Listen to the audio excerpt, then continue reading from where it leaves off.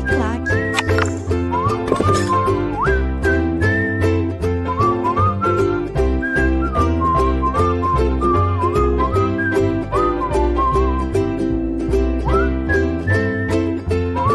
Fala galera, bom dia, boa tarde, boa noite. Estamos aqui mais uma vez para trabalhar em prol da sua aprovação, do seu sucesso. Perfeito, galera? Olha só, aqui a gente vai gravar hoje, a gente vai trabalhar com vocês a Lei 13.407 de 2003, que ela foi trabalhada com outro professor, ela deu esse início, e para poder a gente complementar o seu estudo, eu começo pegando ela aqui a partir do artigo 49, se eu me engano, para frente, e a gente dá continuidade trabalhando essa lei, para poder a gente otimizar o seu estudo e fazer com que você alcance sua aprovação o mais rápido possível. Perfeito?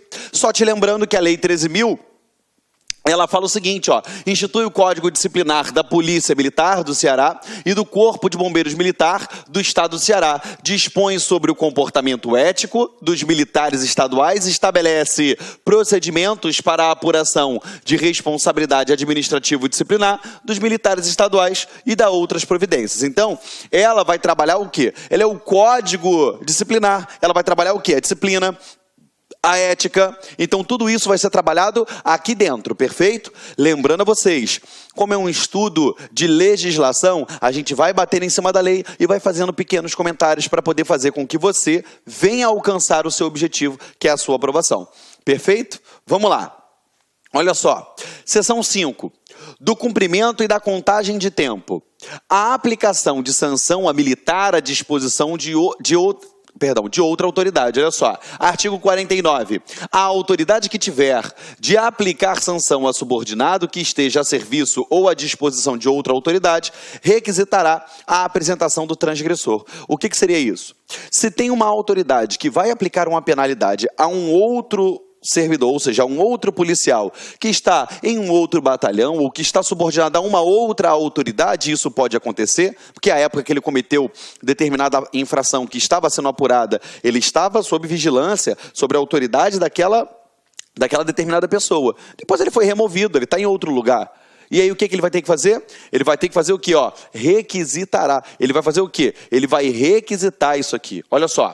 A autoridade que tiver de aplicar a sanção a subordinado que esteja a serviço ou à disposição de outra autoridade, requisitará a apresentação do transgressor. Ou seja, ele requisita que ele seja apresentado para assim aplicar a penalidade. Perfeito? Vamos adiante. Parágrafo único. Quando o local determinado para o cumprimento da sanção não for a respectiva OPM ou OBM, a autoridade indicará o local designado para a apresentação do militar punido. Ou seja, se não for naquela localidade, ele já designa naquele próprio ato aonde ele vai ter que se apresentar para cumprir, seja lá qual for a penalidade que foi atribuída a ele. Perfeito? Imputabilidade transitória, embriaguez ou ação de substância entorpecente. Artigo 50. Nenhum militar do Estado será interrogado ou ser-lhe-á aplicada a sanção se estiver em estado de embriaguez ou sob a ação de substância entorpecente ou que determine dependência física ou psíquica, devendo ser necessário ser desde logo recolhido transitoriamente por medida preventiva. O que é isso? Se ele está embriagado, se ele está sob o efeito de drogas, maconha, cocaína, crack, êxtase, ou seja, qualquer substância que venha lhe entorpecer, que venha causar-lhe algum tipo de embriaguez, ou que determine dependência física ou psíquica, vai ser necessário o quê? Desde logo que ele seja recolhido de maneira transitória, e não, enfim, ad eterno, transitória, a título de medida preventiva, perfeito? Então, de maneira preventiva, recolhe-se ele, peraí, tu tá bêbado, você tá doidão, tá chapado, vai ficar recolhido de maneira transitória, até que ele esteja apto a ser o quê? Interrogado. Show de bola? Vamos lá. Cumprimento da sanção por militar afastado do serviço. O cumprimento da sanção disciplinar por militar do Estado afastado do serviço deverá ocorrer após a sua apresentação na OPM ou OBM, pronto para o serviço militar, salvo nos casos de interesse da preservação da ordem e da disciplina. Então, olha só, entenda o seguinte, se o militar está afastado do serviço, e foi determinado algum tipo de sanção disciplinar para ele, eu vou fazer o quê? Isso daqui vai ocorrer após a sua apresentação. Perfeito? É lógico, né? Salvo nos casos de interesse e da preservação da ordem e da disciplina. Se ficar configurado que vai ferir a ordem, que vai ferir a disciplina, vamos lá buscar esse cara agora. Não vamos perder tempo, ok? Vamos lá. Parágrafo único. A interrupção de afastamento regulamentar para cumprimento de sanção disciplinar somente ocorrerá quando determinada pelo governador do Estado ou pelo controlador-geral dos órgãos de segurança pública e sistema penitenciário. Então, vamos lá. Se ele está dentro de algum afastamento regulamentar, eu só vou interromper isso mediante o quê? Aqui, ó. Mediante determinação do governador ou do controlador-geral dos órgãos de segurança pública. Perfeito? Só esses dois carinhas aqui. Eles é que vão determinar. Aí eu interrompo um afastamento regulamentar. Como assim, Geraldo? Eu paro as férias dele. Eu interrompo as férias dele para poder ele vir aqui, ó, e cumprir essa sanção. Ok? Perdão. Vamos lá. Prazo para o início do cumprimento da sanção.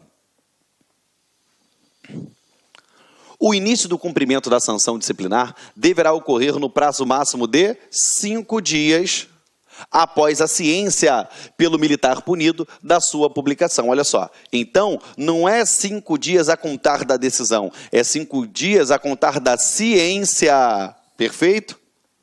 Do militar punido, aqui ó, da sua publicação.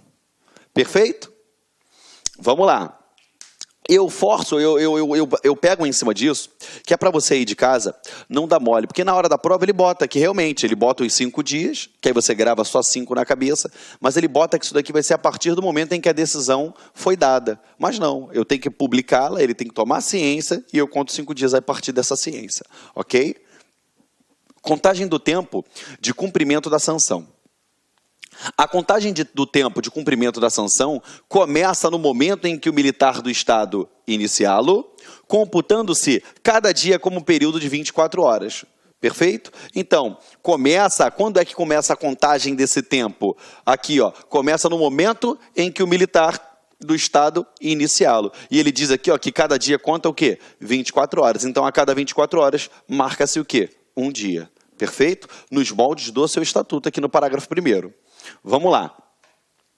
Não será computado como cumprimento de sanção disciplinar o tempo em que o militar do Estado passar em gozo de afastamentos regulamentares, interrompendo-se a contagem a partir do momento de seu afastamento até o seu retorno. Então, a partir do momento que ele foi afastado, interrompe-se a contagem até que ele retorne e venha dar fim a essa contagem. Perfeito?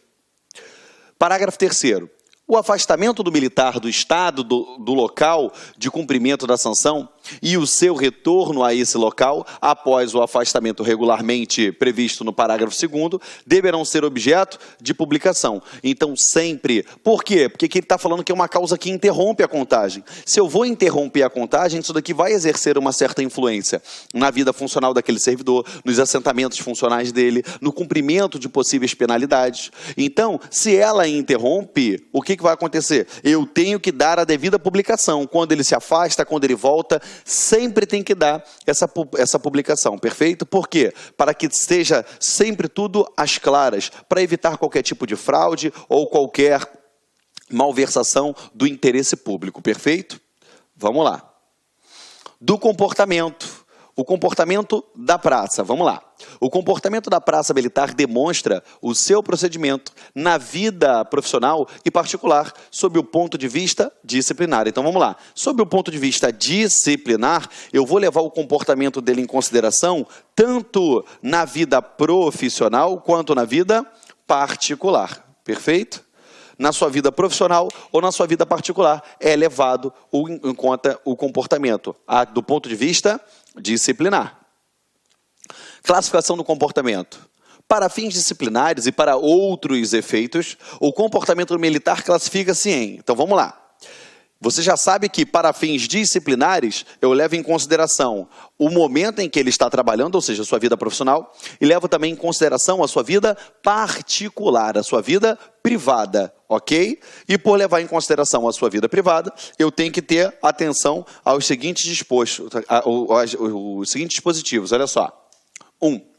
Excelente, quando no período de 10 anos não lhe tenha sido aplicado qualquer sanção disciplinar, mesmo por falta leve. Ou seja, se ele passou 10 anos sem receber nenhuma penalidade, show de bola. Ele é tido como comportamento disciplinar excelente. 2. Ótimo. Quando no período de 5 anos lhe tenham sido aplicadas até 2 repreensões. Se em 5 anos ele recebeu até 2 repreensões, comportamento ótimo. Bom. Quando no período de 2 anos lhe tenham sido aplicadas até 2 permanências disciplinares. Regular, quando no período de 1 ano lhe tenham sido aplicadas até 2 permanências disciplinares ou 1 custódia disciplinar. E aí o comportamento dele vai ser intitulado como regular. Mal, quando no período de 1 ano lhe tenham sido aplicadas mais de 2 permanências disciplinares ou mais de 1 custódia disciplinar. Aí o comportamento dele vai ser intitulado como um mau comportamento disciplinar. Lembrando que essas classificações aqui, ó, é a título disciplinar. Correto? Foi? Vamos embora. Contagem dos prazos para melhoria do comportamento. A contagem do tempo para a melhora do comportamento se fará automaticamente de acordo com os prazos estabelecidos nesse artigo, ou seja, automaticamente. Eu tomei a penalidade agora, 0, passaram-se 10 anos, show de bola, não fez nada, nem falta leve, comportamento excelente. Perfeito? Então vai ser contado na forma desse artigo aqui que a gente acabou de aprender, ok? A alteração da categoria de comportamento. Bastará uma única sanção disciplinar acima dos limites estabelecidos nesse artigo para alterar a categoria do comportamento. Ou seja, poxa, mas eu já estou há 10 anos, só porque ele está há 10 anos sem receber nenhuma penalidade, aí ele toma uma penalidade, então quer dizer que ele continua sendo excelente? Negativo. Ele vai se enquadrar em uma das possibilidades que nós vimos agora nos incisos anteriores. Ok? Equivalência entre alterações. Para a classificação do comportamento, fica estabelecido que 2 repreensões equivalerão a 1 permanência disciplinar. Ou seja, então, olha só. Bota assim no teu caderno, ó, repreensão mais... Eita, estou botando 2 R's aqui. Mais repreensão igual ao quê? Igual a 1 permanência. Foi? Então, 2 repreensões serão iguais a uma permanência. Elas se equivalerão, perfeito? A título de penalidade, tá? Vamos lá? Database para modificação do comportamento. Vamos lá. Para efeito de classificação, reclassificação ou melhoria do comportamento, ter-se-ão como bases as datas em que as sanções foram publicadas. Perfeito? Então, a partir do momento que a sanção foi publicada, eu tenho a data da publicação como base. E não da data em que teve aquela decisão do processo administrativo, enfim, do inquérito. É a partir do momento em que ela foi publicada. Tá bom? Comportamento do praça ao ser admitido. Artigo 55. Ao ser admitida, a praça militar será classificada no comportamento bom, ou seja, eu comecei a trabalhar, eu começo no comportamento bom. E aí sim, eu posso ir lá para o ótimo e para o excelente, mas eu começo no bom. Ok? Vamos lá. Dos recursos disciplinares. Recursos disciplinares, competência para interpor e classificação. O militar do Estado que considere a si próprio, a subordinado, seu ou serviço sob sua responsabilidade prejudicado, ofendido ou injustiçado por ato de superior hierárquico, poderá interpor recursos disciplinares. Ou seja, se ele entendeu que ele ou um subordinado do seu serviço, enfim, ou que está sobre um serviço de sua responsabilidade, se ele se entendeu injustiçado, o que eu aplico nesse caso que ele se sentir injustiçado? Ele vai ter direito ao recurso disciplinares aqui, ó. Poderá interpor recursos disciplinares, ok? Vamos lá. Isso daqui é um direito dele. Perfeito? Por quê? Se ele se sentir injustiçado, ele tem direito de recorrer a alguém. Ele tem o direito dele de petição constitucionalmente salvaguardado. Entendeu? Ou se estão imputando alguma coisa a ele, ele tem o direito de amplamente de contraditar, entendeu? Dele de se defender. Perfeito? Parágrafo único. São recursos disciplinares. 1. Pedido de reconsideração de ato. Vamos lá. O que é um pedido de reconsideração? Aqui, ó, vou fazer o seguinte, vou falar os dois aqui, e o outro é o recurso hierárquico. Vamos lá. Deixa eu aqui, ó. Vamos lá. Vou fazer uma dramatização aqui para você entender. Aqui está a praça, correto? Essa autoridade aqui, ó, que é superior, praticou algum determinado ato que tenha injustiçado ou ele ou a seus subordinados. Espera aí, o que ele vai fazer? Antes de mais nada, ele pode chegar e tentar reverter aquilo ali? Pode. Mas o que ele faz? Pô, espera aí, pensa diferente aí, reconsidera isso daí que você está falando. Ou seja, se ele dirigiu a própria autoridade que produziu aquela decisão, ou que praticou aquele ato de injustiça, o nome será o quê? Pedido de reconsideração. Agora, se ele falar assim, eu não vou reconsiderar, não quero saber, beleza. Esse carinha aqui tem autoridade que é acima dele? Tem. O que eu faço? Vai para a autoridade que está acima. Qual o nome disso? Recurso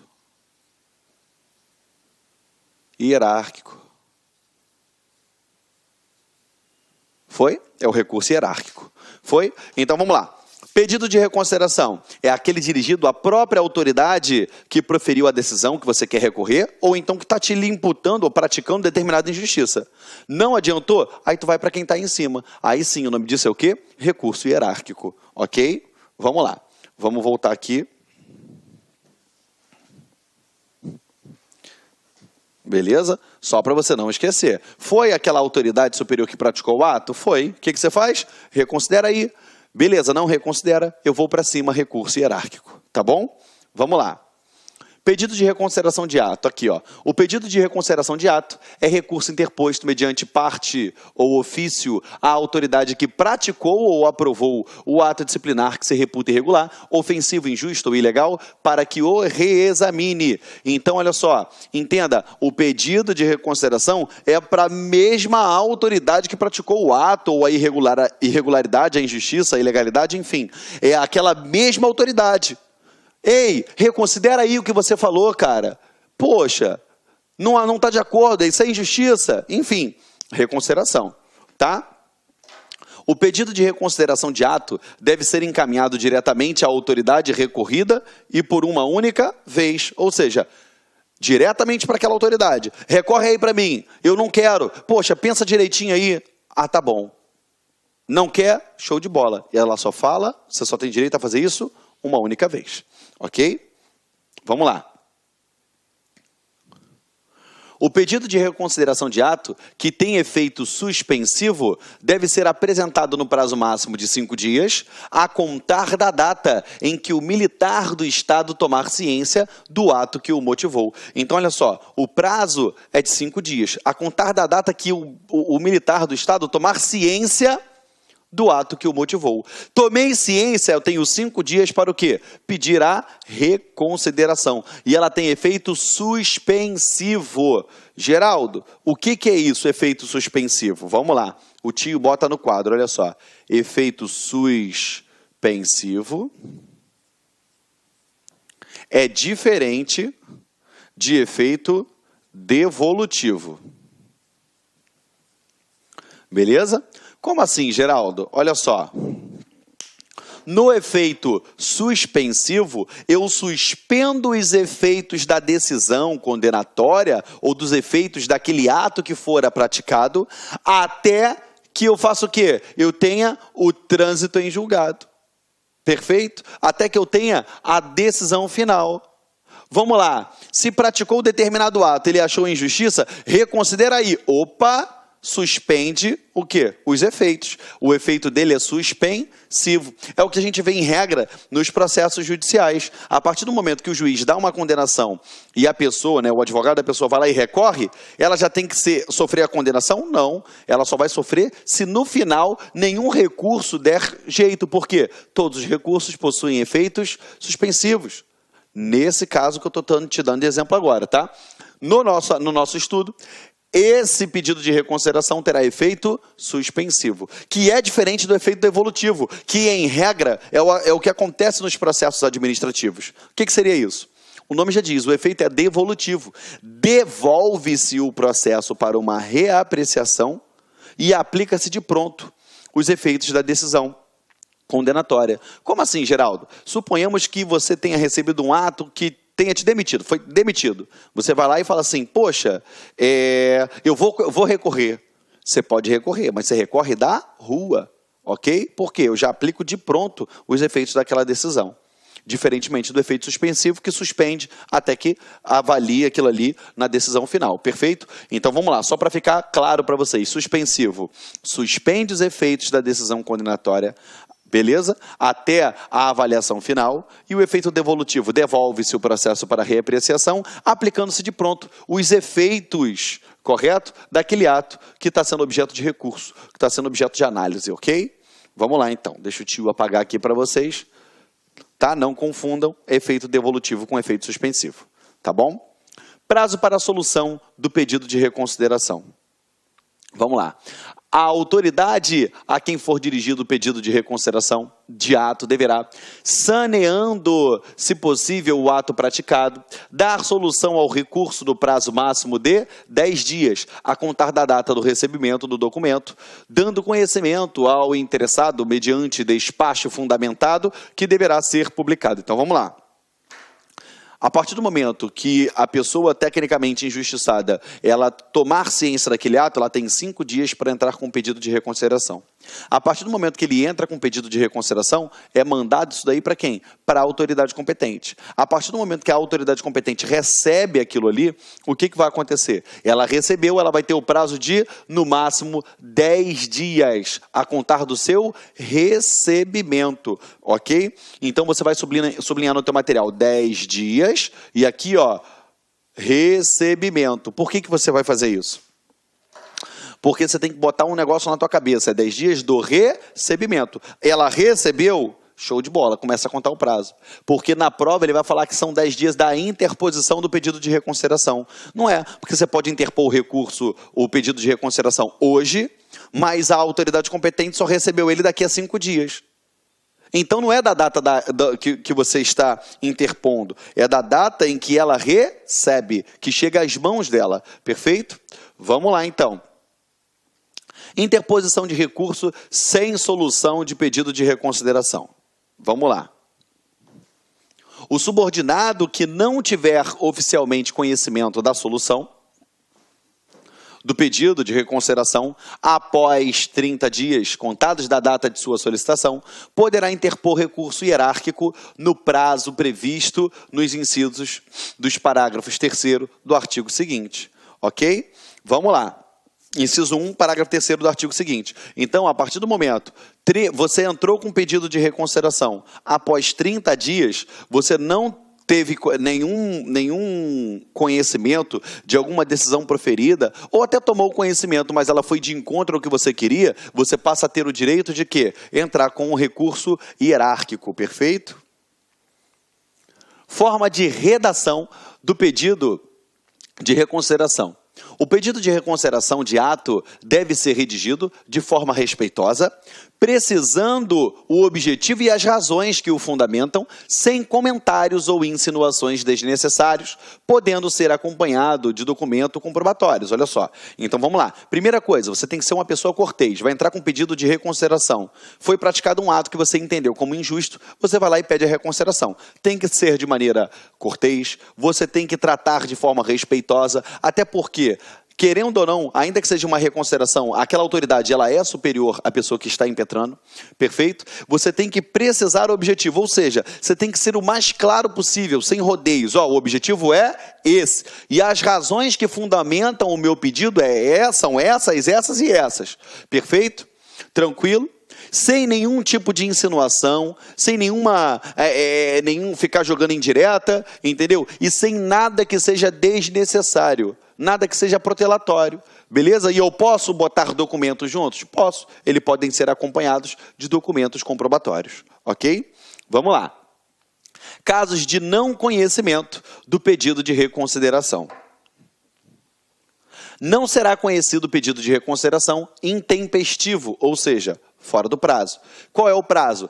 5 dias a contar da data da ciência da publicação.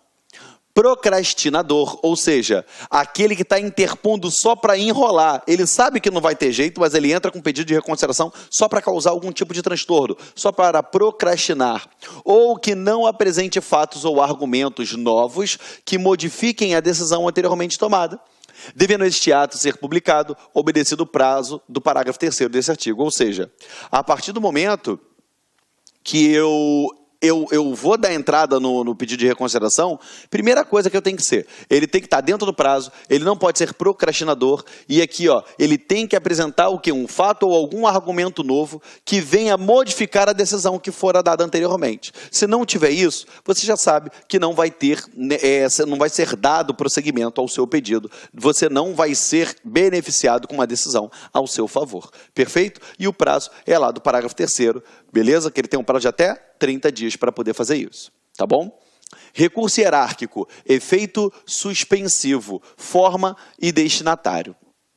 O recurso hierárquico, interposto por uma única vez, terá efeito suspensivo e será redigido sob a forma de parte ou ofício e endereçado diretamente à autoridade imediatamente superior àquela que não reconsiderou o ato tido por irregular, ofensivo, injusto ou ilegal. Como assim, tio Geraldo? Primeira coisa, ele é interposto por uma única vez, entendeu? Ou seja, entrou com um pedido de reconsideração e Geraldo deu errado, show de bola. A gente entra com recurso hierárquico.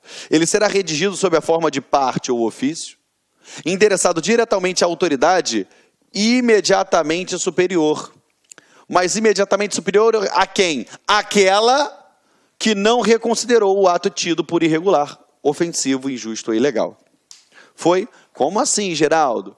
Eu entro com pedido de reconsideração, tenho o prazo de 5 dias a contar da data da publicação, da ciência.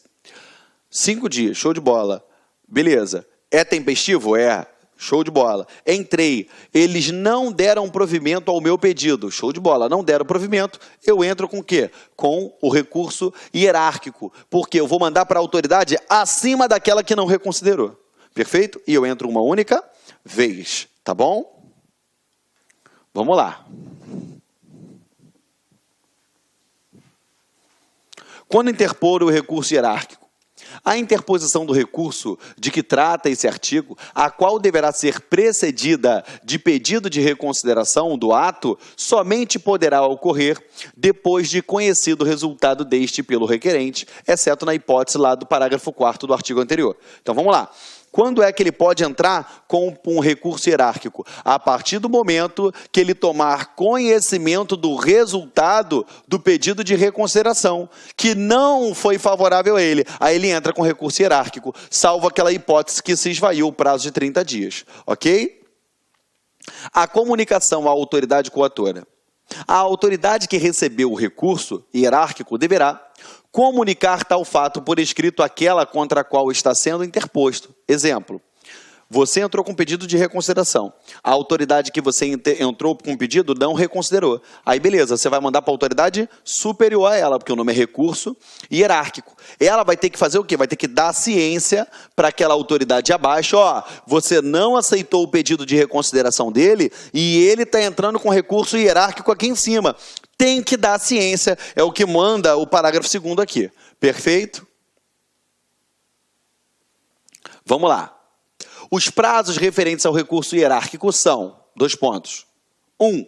Para a interposição, 5 dias a contar do conhecimento da solução do pedido de reconsideração pelo interessado ou do vencimento do prazo do parágrafo 4º do artigo anterior. Beleza, galera? Simples, isso daqui já expliquei para vocês. 2. Para a comunicação, 3 dias a contar do protocolo da OPM ou do OBM da autoridade destinatária. Então, peraí.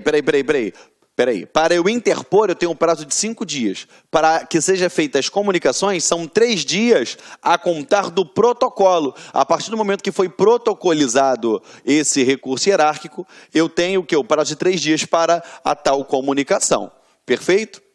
Aqui, ó, para solucionar aquele problema, o prazo é de 10 dias a contar do recebimento da interposição do recurso no protocolo da OPM ou da OBM da autoridade destinatária. Ou seja, para a solução, 10 dias a contar do recebimento da interposição do recurso.